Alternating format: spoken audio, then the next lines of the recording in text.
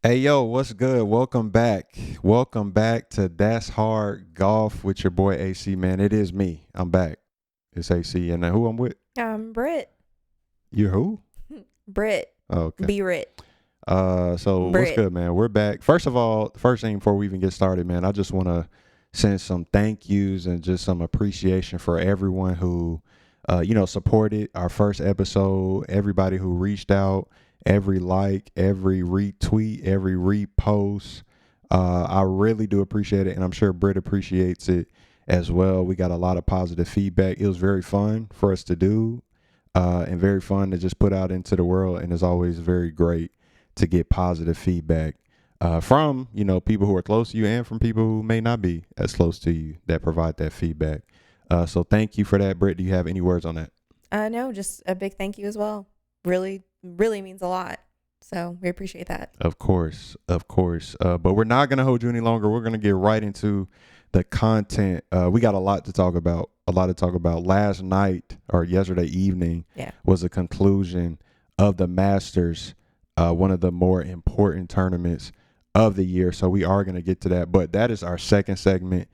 If you watched the first one, you do know that we have three segments. So just to go over those again, we are going to have our new golfer segment where we discuss things that maybe can assist someone who is thinking about getting into the game or maybe just got into the game. Then, of course, our pro golfer segment where we're going to talk about the landscape of professional golf. And then lastly, we get to have some special conversation about marriage and relationships. So that's always fun. But let's get into our new golfer segment. Last week, Brittany told you all what you need to do if you're a new golfer. First of all, go out and play. Play nine is what she said. And once you play nine and you think that you're messing with the game, go get a lesson. That's right. Go get a lesson. So that is just very important information. This week, we want to talk about really an important next step. So, if you're get to this point, especially if you get to the point where you're thinking about getting a lesson or have gotten a lesson, you're probably saying, hey, do I need to buy clubs? Should I buy clubs? Most likely, if you want to play this game consistently, yes. Yes, you will definitely want to buy clubs. And there's a lot of options for you. So I want to provide some support because if you go online and look for, golf clubs, you just have a wide array. This is not like other sports where you go get a basketball, and a basketball is a basketball. You get Nike's ball, then whatever. Clubs are a little bit more extensive. There's a lot of clubs. Brittany, what would be your tips? What would be your tips for buying golf clubs as a new golfer? Go get a beginner set. Okay. Okay. Should they get a new set? Should they get a used set? Like, what should they do? I think that depends on how your account is set up, what your funds are like. What your funds are like. That's a great point. So this is what I would say. If you are trying to be as economic as possible, get a used set. You can sometimes find a used set at maybe some big box stores. And when I say that, I mean like a Dick's or a PGA Tour Superstore. A lot of times they have pre-owned clubs and sets that you can buy. Here where we live, we got some local, golf shops that you can go and get a used set. I mean, we're talking about maybe getting a full set and a bag for $100 to $150, which I think is a great price for a full set. When I say a full set, I mean putter, pitching wedge, 9-iron, 8-iron, 7-iron, 6-iron. If you're new, that may be all you need. If you want to go ahead and get the 5-iron or 4-iron, that's fine. Would not advise getting a 3-iron. That's going to be a tough club for you to hit. But you definitely want to make sure that your set is including a driver and maybe some type of other fairway wood, whether that be a 3-wood, 4-wood, 5-wood, maybe a hybrid, something like that. I do have a question. Yeah. My set did not come with a 5-iron. Yeah. Yeah, you don't need one. Beginner sets come with 5-iron? I don't think a real beginner set, especially like a woman's beginner set, probably will not include a 5-iron. That's why you have a hybrid in your bag and then a 3-wood and a driver. Yeah. The longer the iron, and really when we start talking about those lower number irons, they're a little bit tougher to hit. So that's why maybe they're not included in some beginner sets. So you can definitely go to used route. You can also go to new route. So for you, we got you a new beginner set from Dick's Sporting Goods. And I'll throw up some options here. But, this will be if you're not you want clubs, right? Because maybe you know that you'll be playing, but you're not sure that you're gonna jump right in and go hard and get the full lesson set and things like that. I would advise getting a set similar to this. I think we paid $300 brand new. This is for the full set and the bag. Yeah. And the bag as well, which I think is a good deal if you're thinking about getting a new set. Now, if you're like, look, I know I'm gonna play this game. So I'm trying to, I don't want the top of the line, but I'm trying to dive right in and get a set maybe I can grow with. Then, you may be spending a little bit more money. And we can go back to the used set. You can get you a nice used set. You can go to Facebook Marketplace. You can do that for the basic set too. You can go to some of these big box stores, maybe find you a nice pre-owned set of some clubs that maybe some irons that came out 6 years ago, 5 years ago, still perfectly fine, in good condition, and you can probably get those reasonably priced. I'm gonna go ahead and say between $400 and $600 for the full set. Might not get the bag included with those. I will admit, maybe you can find somewhere to get a bag. You can always buy a bag separately, just so you know, and you can get whatever bag you want instead of the bag that just come with the club. So definitely consider that. And if you just bread it up, you like, bro, money is not an option. I'm just trying to get me a great set. If that's the case, just go to the store and say, hey, I'm looking to get into golf. Money's not an option. This is my skill level. I'm a beginner. What can I get? And they may be able to get you a pretty good set of irons, maybe for like $800. Then if you want some top of the line driver, you better be careful. This is not a cheap game. I'm gonna go ahead and say if money is a concern, like a high concern, and you living very frugally and you trying to save every dollar, every penny, I just don't know. I don't know if this is the game for you. It's an expensive hobby. It really is. Now you can save money a lot of different ways, and we'll definitely talk about that as we go through this show. But I don't know. I mean, you make an investment. So even if you do get the higher end clubs, they don't have to be $800, but you buy a nice set of clubs, you're not going to have to replace them for a really long time. That's a good point. So that's a good point. And I'm a big believer in, getting value. Sometimes it's really not about the money you spend, but the value you're getting for your money. And Brittany is 100% correct. You can go spend $800-900 on an iron set that you can use for, the next decade, if you would like. I played with the same set of clubs from really I got a set a year after I started playing. I was in high school. So I was like in the 11th grade in high school, and I just replaced my set maybe a couple years ago, and I'm well out of high school. I know I still look like I'm in the 12th grade, but I'm well out of high school. It's a blessing. Some people not getting carded. It is a blessing. Some people not getting carded. I'm not even gonna make the jokes I want to make, but I'm gonna just hate. But some people not getting carded. Life partner. Get it right. Come on now. But yeah, you got a full spectrum of options here. So just do what's best for you. Yeah. Do what's economical. If you got questions, like, please feel free, like, shoot me a DM, shoot me anything. Like, I can definitely assist you, and maybe set you up. And if you know me, just hit me up, like text me, call me. I am happy to help. On that front. So yeah, get your clubs. We'll have another episode where maybe we need to break down these clubs, like, because you might be like, what the hell is a pitching wedge? What is maybe we'll talk about that, but not today. What I would like to talk about, and I said that we would touch on this last episode, this before we get into the pro golfer segment, is whether you have your clubs, or even if you're just interested in going to play, and when you go to any course, they should have a set of rental clubs for you if you don't have your clubs. What should you do? Like, how does this process even work? It's a lot of different golf courses. There are tiers, I think, to golf courses. You got some places that are very, how do I want to say beginner this? Friendly? Yeah, beginner friendly. Cost effective and beginner friendly. Correct. So you have some courses that are like that. And then you have some that are very, expensive, for lack of a better term, just like highfalutin. Yeah, like, it's just like, in terms of knowing etiquette is probably very important that you know your etiquette and display that when you go there. And typically the price can kind of let you know. If you're going in 18 holes on the weekend, it's like $20 to $30. Probably not, probably beginner friendly. Probably not the most well taken care of course, but definitely a course you can get around, play, have fun.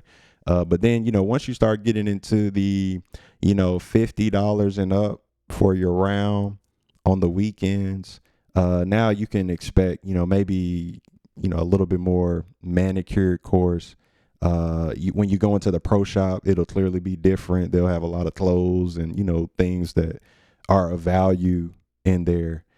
So, you definitely want to do that research. But this is what I would say. Do not be intimidated. There's only a few basics you really need to know.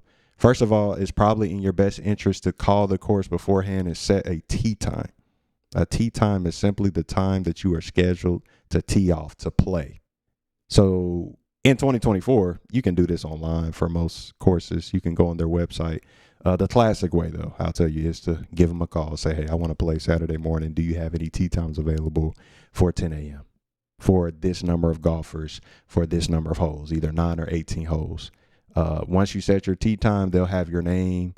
Depending on where you live, will depend on if you need to pay beforehand or after. I'm used to paying when you get there, but I was just in Tampa with my good friend Kendall, and apparently many courses there actually require payment at the time of setting the tee time, which I think is crazy, but it is what it is. Hopefully it's the former for you. You can actually pay when you get there. When you show up, please show up early. I'm going to say 30 minutes early. I'm going to say 30 minutes early. Of course, sometimes you can't help it. You rushing after work. I mean, because you're playing 9 after work, or anything can happen where you're running late. That's fine. If you can actually make the decision on how early to be there, at least 30 minutes. At least 30 minutes so you can get there, walk in, see what's going on, not be rushed, put your shoes on. Have some time to maybe go putt and chip or hit the range beforehand. Give yourself that grace. Get there 30 minutes early. Let them know, hey, I'm Acee. I'm checking in for my 9 a.m. tee time. They'll say, okay, I got you. You'll pay your money. And if your tee time is 9 a.m., that don't mean show up to the course at 9 a.m. That don't mean that you're, at 9 a.m., you need to be actually ready to go, glove on the first tee, awaiting the tee off. Especially if the course is running on time. So once again, if you don't show up 30 minutes early and you're, running late means showing up at 8:50, 8:55. You showing up at 9, man, you better be booking it because they may even not even let you tee off. It may just be too late and they might have to find another time for you, which I have dealt with. I have dealt with showing up and it's like, hey, you're too late. It's a wrap. So time is very important. We talked about last week. Pace is very important. Be sure that you're with somebody who knows what they're doing. Please don't go alone. If it's your first time, please do not do that. Go with somebody. It would be miserable too. Yeah. You want to have fun. Absolutely. So definitely consider that. And once again, if you, still have questions about what should I do my first time, hit me up. Hit me up. We'll continue to talk about this. We'll talk more about equipment you need. I brought up a glove. We'll have a conversation, glove or no glove. I'm a glove guy. Brittany is a no glove girl. She is peculiar in that way because most people wear a glove. But, do you. That's another thing about golf. Just do you in any capacity. Where I play, I may change that. Maybe. Okay. New golfer segment. Now we can get into what I've been waiting to get into. That is right. Our pro golfer segment. And this is our Masters recap. Brittany, you called it. I sure called it. You called it. My Brittany, man Scottie. She did advise last week that Scottie Scheffler would win it. I chose Brooks Koepka. Brooks did make the cut, but didn't do much after that. No. But shout out Brooks, man. But shout out Scottie Scheffler. Man, he did the damn thing. Incredible. Right? Incredible. Third win this season. I'm trying to think how many, maybe 12 wins professionally. Incredible. Is that right? 12 wins. I don't know, but I found out yesterday he's 27. I thought he was a little bit older than that. Yeah, I'm not even going to talk about that man like that. But yes, he does look a little older. But yeah, he's 27. Like, shout out. About my age. And yeah. But, a baller, a straight baller. Such a classy guy, man. It's like, I feel like whenever somebody is great, people hate you. Like, it's just they hate you or hate on you. Whenever you just win a lot, it's just the nature of sports. You the Patriots, man, they gonna hate you. You know what I mean? You, the Warriors and the NBA, you're gonna be hated. Even when LeBron was in Miami, they was winning. You're gonna be hated. And Scottie, I feel like it's somebody who is like, you know, while you want to see more variety in winners, it's just hard not to like that guy, you know, mainly because he's just so humble. You know, he's not a controversial figure, you know, and if you saw his press conference after, you know, he's just talking about how while he hates to lose, he loves to win. But at the end of the day, like, this man just want to get home to his family, you know, and he don't really want to spend time, you know, answering these questions. And then, of course, you know, we're people of faith. And he said, look, what'd he say? He like, I'm secured by the cross or something. I said, Scottie, you better go ahead now and tell these folk. But, you know, just such a humble guy and, you know, a gracious winner, 2-time Masters winner, won the Masters in 2022. John Rahm won last year, but here he is winning it again. In like strong fashion. Like, it wasn't even close. Like, coming down the stretch, the birdies were pouring in. And yes, like, you know, my money was on another golfer. Shout out Max Homa, who I think is, you know, a great golfer. Yeah. Love his mentality. Love Max Homa. And I look forward to what he's going to do. Actually, you know, I may have to put some money on him to win this week at the RBC Heritage. I'm going to pull up those odds pretty soon, and I'm going to get your pick. Scottie playing in that too. Can you believe this man playing in another tournament on Thursday? Get paid. You know, the baby ain't came yet. I think he plus 400. He might have to pull out of that. Maybe. But it was fun. It was fun. So shout out Scottie, man. Shout out Scottie. Player of the year last year. #1 golfer in the world. 3rd win of the year. And winning in just a great fashion. Yeah. So that is awesome. Yeah, so while that was awesome, I just had some other little notes. First of all, man, Bryson DeChambeau, this man came out hot. I did have that in my notes. So he actually has some new irons. I don't know if you know this, Brittany, but this man has some irons that they just like created for him specifically. They like cost $10,000. They were cleared by the USGA or PGA or something like that, like to be legal to play, like just, you know, maybe like within a week of the Masters starting, because they were just, you know, specifically engineered in a different way. So, you know, Bryson is a very technical guy. Like he approaches golf in a different way. And, you know, just for him to be so dedicated to like, you know, trying to gain any advantage that he can legally, I think it's just like insane. Like, I don't know. I just think that's noteworthy. I'm just trying to see how they allowed that. I mean, they you know, they have their decisions on what's legal, what's not. I can't even remember the details of these irons, but I know that they were just, once again, specifically engineered to allow someone who swings as hard and fast as he does to offer like reasonable forgiveness for, you know, clubs like that, you know, to kind of keep it in play, which I can imagine is hard to do when you swing in a club like Bryson DeChambeau, because that man is ridiculous. So shout out to Bryson. I think he got a top 10 finish. Really had a chance, like coming down the stretch on Saturday. I think he had, you know, some tough holes, and then Sunday just could not get it going. Was even for most of the day. I think he had a couple late bogeys that hurt him. But shout out to him. I'm trying to think who else is in the mix. Morikawa. Oh, Colin Morikawa. That was great to see him being competitive. A great player, obviously. I think he got a major. He might have a couple. I think it was during COVID though, so I don't know if that makes a difference. But you know, everything with COVID got an asterisk on it, man. Come on, when we all healthy, all right. When the world ain't shut down, you know what I'm saying? Like, and stuff turned up. You gonna discredit his win like that? I think Dottie did. All my golfers, I think Dottie said something about that too. But yeah, man. But shout out to Colin. I like to see Colin playing well. You know, had some tough double bogeys coming down the stretch in the 4th round that put him out of play. But he finished strong, which I think is always commendable. Unfortunately, somebody did not finish strong, and that's our guy T-Dub, man. T-Dub, Tiger Woods. Watching Tiger is a roller coaster. It's always a roller coaster. He ain't played in a while, but he did make the cut, 24 straight cuts, record. Has never not made the cut as a professional.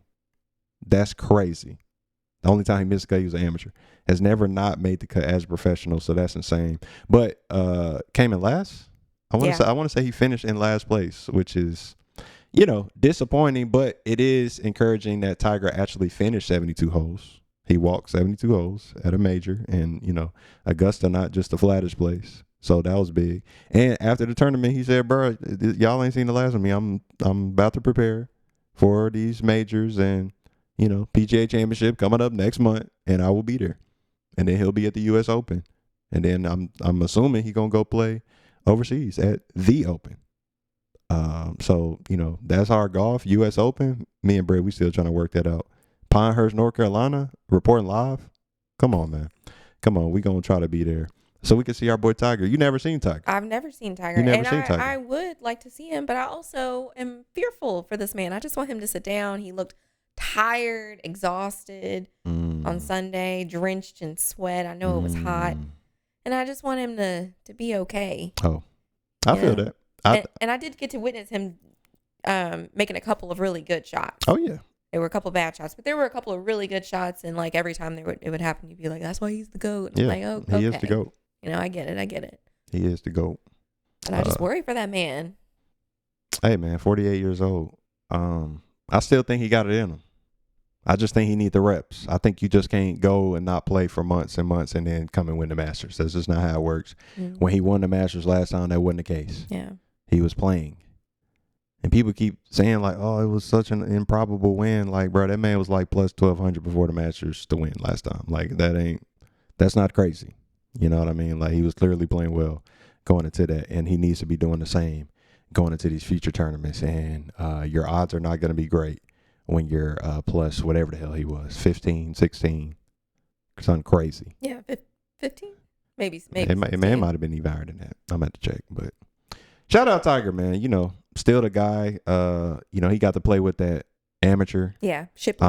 Shipley. Wow. Wow. Nike Golf? What does that mean? I mean, anybody could wear a golf sweatshirt. But yeah, Shipley. So that was pretty cool, and he had nothing but positive things to say about Tiger, and so that was great. It was just a great tournament. Fun filled, drama filled, live golf field. I just heard a report today, man, that this is I hope this is still like a report by the time this come out, but I just got a report today that Rory McIlroy has been offered a contract to go to live golf. Interesting. And serious talks. You want to know how much money? How much? Guess. No, how much? Just guess. Just give me a number. Bam. I don't know. It's in the millions. No. 800 million. 800 million. 800? That's what I'm hearing, man. That's what I'm hearing. Yeah, I would say reporting live from That's Our Golf, but look, I don't even look. That's just a text I got. That's a tweet I got that was being discussed at the Masters. There's no way he's taking that. I mean, I would take it. Yeah, it's like, come on. If I'm him, I would take that. I would take 500,000 right now for me to go to live. That's live golf or some shit like that. But 800 million. You got to take that. They really did him so wrong. You got to take that. I would take that. I don't know what he finished at yesterday. I don't know, but it wasn't good. It wasn't in the top 10 or top 20. I don't think. But shout out Rory. We like Rory. We like everybody at That's Our Golf. Anybody we don't like? Who don't we like at That's Our Golf? Who's the guy that cheats? Bro, he don't cheat, but he is. First of all, I'm not gonna pile on to him because I do think he kind of get like a bad, like it's funny to joke about Patrick Reed, but he get a bad rap. He's not. I don't know, bro. I'm gonna let the people do that. That's not what Acee gonna do, man. Shout out Patrick Reed, great golfer. So yeah, but there is that stigma, okay. that. But once again, I didn't put that stigma on them. That's the golf community, right? I'm gonna let them do that, right? Okay, that's pro golf. Relationship.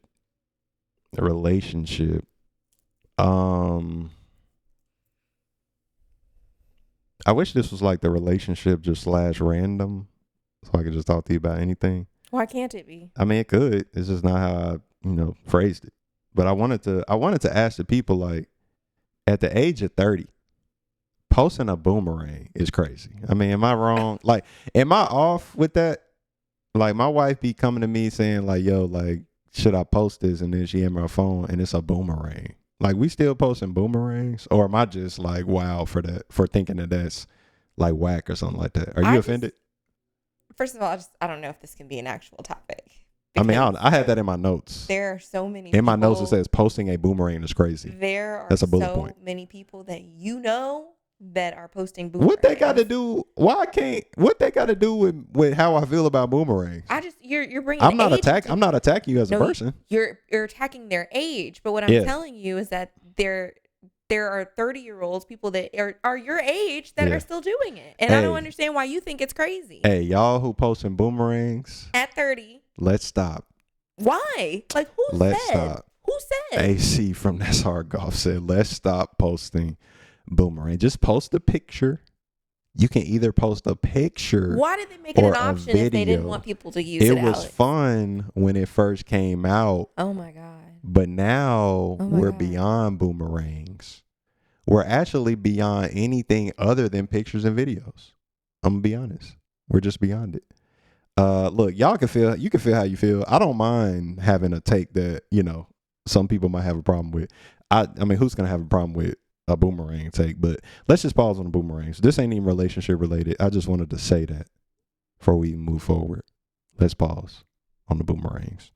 And if my wife bring me her phone one more time and ask me, is it okay to post this boomerang? I'm gonna lose it. I'm going to lose it. I gotta make sure. It's fine. And I ain't posted one. I really don't post much anyway, but understood.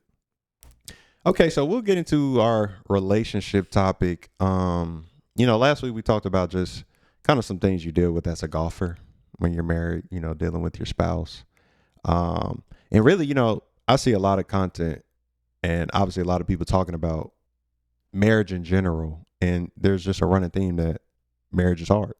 Like, it's hard. So you got a lot of people who are like, I mean, y'all talk about marriage is so hard. So, I mean, are y'all enjoying your marriage? Like, what's up? It's kind of like the children thing. People are like, yo, do not have a child. But then it's like, look, I love my child. Like, it's the best thing I've ever done is have my child, but also it's terrible. So people without a child is like, okay, which one is it? And I think it's the same for marriage. So I kind of want to ask you, you're somebody who has been married for over 5 years. Is marriage hard? Yes. The answer is yes. Yes, wow. Alex. Wow. Wasn't expecting that. What is a hard marriage, Alex, for 200? So what's hard about it? Because I think it's pretty easy being married to me, but I'm going to let you cook. Yeah. Yeah, you would say that. I'm going to let you cook. So obviously being married to you is great because I love you. And we've been married thus far. Still don't know why you love me. That's a question you've been kind of avoiding for a while. I'm trying to catch till you. The day I die. I've been trying to ask Brittany why she loves me for about 7-8 years now. Have never really got a solid answer. Probably more than that. And that's probably an issue that should be worked out in therapy. But I'm gonna let you. We'll address that at another time. It's hard because you grow as people. You're always evolving individually, and so you have to navigate your marriage in the sense that I'm developing myself, but we also need to grow together. Mm-hmm. And that's just not the easiest thing to do sometimes. Mm-hmm. You put yourself, you handle your needs, but I also have to be very cognizant and aware of your needs and what is going to make us grow. And, you do the same for me. And sometimes it's just not the straightest path, but as long as you're willing to put in the work and talk through things, work things out, I mean, you progress. Your marriage continues as long as you're happy. But it's just, hard is subjective, I guess. So, like, do people go through turmoil sometimes? Yeah. But do I think most people who are enjoying their marriage, are they going through turmoil? No. They're just having to put in some work. And sometimes work is hard. Does that make sense? Yeah. The turmoil thing kind of threw me off. Like, I think in marriage, of course, you're going to have like down moments in your marriage. Trials and tribulations are different than like turmoil, in my opinion. Okay. Like it's just something separate. I was trying to understand your use of that adjective there. Yeah.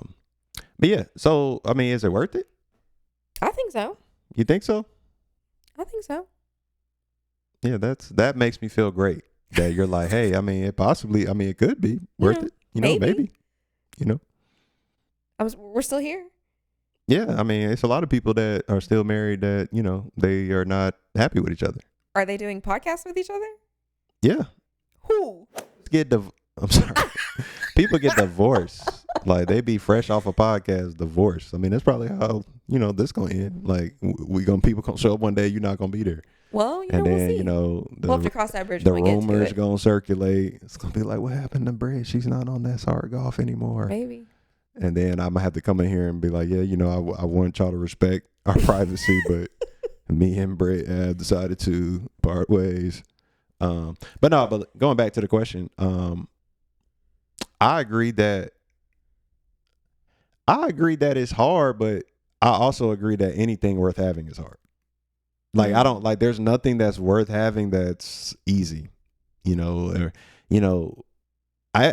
equate it to the game of golf. It's like, golf is hard, but I play it every day. You know what I mean? It's like, it's very hard. It is mentally taxing, but I think that golf pushes me in a way that I know ultimately is, making me better.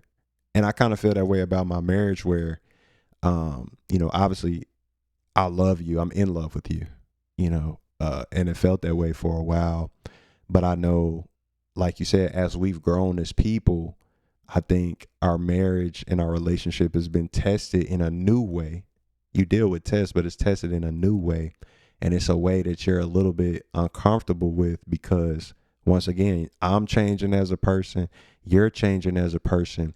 You know that you love each other, but you're trying to, like, manage this change. Mm-hmm. And you can choose to be resistant to it and say, man, this is not falling in place as naturally as I would like. Mm-hmm. So maybe this is not the way, like, we shouldn't be together type deal. And I think that's what happens with a lot of people. But people talk about this all the time, that marriage is a choice. Like, it's a choice. You can choose not to be married and say, look, I don't want to possibly adjust myself to fit, this relationship and, for it to continue to be successful. I don't want to make those changes for me because that's not what I'm interested in doing, and vice versa for your spouse. Or you can make the choice to say, you know what, I made this decision to be with you for the rest of my life. And while we're changing as people, what can happen to ensure that we can maintain a healthy relationship going forward? And I can still be in love with you. You can be in love with me. And our marriage can still be successful. Look, Brittany, am I a great communicator? Absolutely not. On a scale, I want us to be honest. On a scale of 1 to 10, where would you put my communication skills as a spouse? -5. Brittany, I'm trying to have an honest conversation. Like, and I'm gonna give your honest score. So mine, 1 to 10. Go ahead. -5. All right. This has been another episode of That's Hard Golf. I appreciate y'all locking in with us. RBC Heritage this weekend. Who you got? Scottie again? No. Let me get the odds for you. Hold on. Let me get the odds on your sports book. All right. So per your sports book, and this is going to be updated throughout the week, but you got Scottie plus 360. Okay. You got Scheffler plus 1,000. Okay. McElroy plus 1,100. You got Ludwig, your boy, plus 12. Patrick Cantlay plus 16. Colin plus 18. Fleetwood plus 2,000. Max Homa plus 22. I'm going Fleetwood. Fleetwood plus 2,000. I'm going Fleetwood. Okay. I'm going Homa. I'm going Xander. Xander did not perform in the Masters, and he coming back to say, y'all that bet on me, I am so sorry, but let me get y'all money back real quick.